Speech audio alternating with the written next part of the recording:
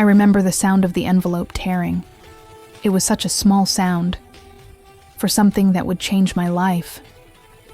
Inside were papers, thick official ones, with my husband's name, my name, and a truth I was never meant to see. He hadn't married me for love. He had married me for ownership. Before continuing, please subscribe to our channel and like our video. My name is Linda Harper, and for most of my life, I believed love was simple. You meet someone. You fall for them. You build a life together. I wasn't a young girl when I met Mark. I was 45, widowed for 5 years, and working as a bookkeeper at a small real estate firm in North Carolina. Mark came into my life on a rainy Tuesday. He was charming, confident, and funny, in that way older men are when they've learned how to read people. He was 50, ran a construction company, and said he'd been alone too long. He came to my office to talk about property taxes, but what he really wanted was conversation. Within weeks, he was bringing me coffee, walking me to my car, and calling every evening, just to ask if I'd eaten dinner. It felt good, being cared for again, after years of loneliness. My late husband, Michael, had been kind but quiet. Mark was different. He filled every room, every silence.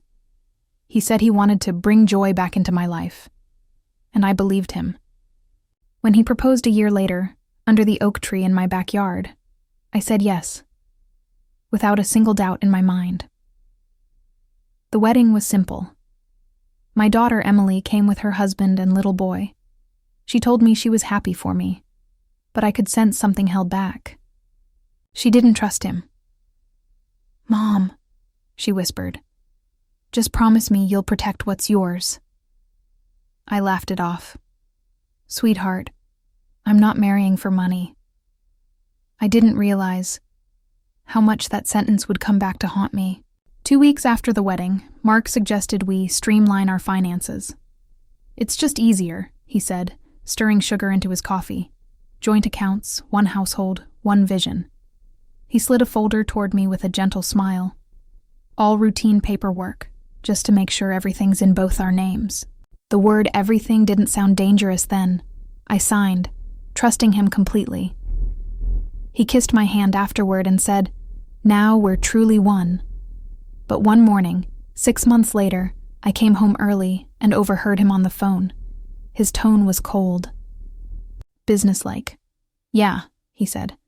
"I've got control over it now. House, assets, the works." Control. That word landed like a stone in my stomach. When he noticed me, he smiled too quickly. "Just a business call, sweetheart." But something in me cracked. After that, little things began to shift. He handled all the mail, said he didn't want me stressing about bills. The house deed, once in my name alone, vanished. He said he'd moved it to a safer place. At dinner, his tone changed. "You don't need to work anymore, Linda. I'll take care of everything." At first, I thought it was sweet. Then he started insisting. "Why keep working when I can provide?" When I hesitated, he frowned. "You don't trust me?" I did. At least I wanted to, but my bills stopped arriving. My savings account showed strange withdrawals, and the fights began. He said I was ungrateful, that I made him feel unwanted. When I asked about the missing money, he called me paranoid. "You always think the worst of people," he snapped. "Maybe that's why your first marriage felt so cold." Those words cut deep.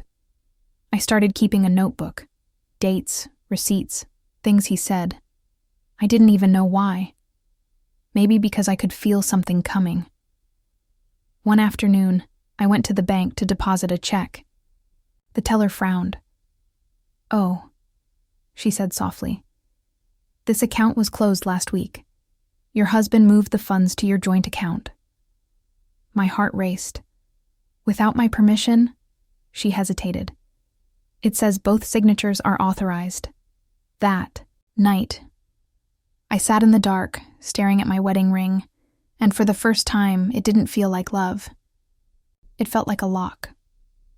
A month later, while cleaning his office, I found a manila envelope hidden in his drawer. My name was written on it. Inside, photocopies of my documents, my will, my home deed, my retirement papers. Only, the signatures weren't mine. I went to my lawyer, Mr. Clark, the same man who'd handled Michael's estate. He read the papers slowly, then looked up. Linda, these aren't records. These are transfers.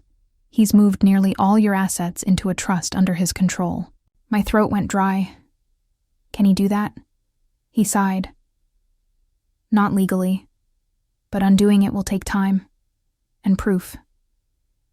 That was the moment my love turned into resolve. Mr. Clark helped me gather everything. Bank statements, emails, that old notebook. Don't confront him yet, he warned. We'll build the case quietly. So I smiled. I cooked. I played the part. Meanwhile, he dug deeper and found something chilling. Mark had done this before. To another woman. A woman who had died suddenly.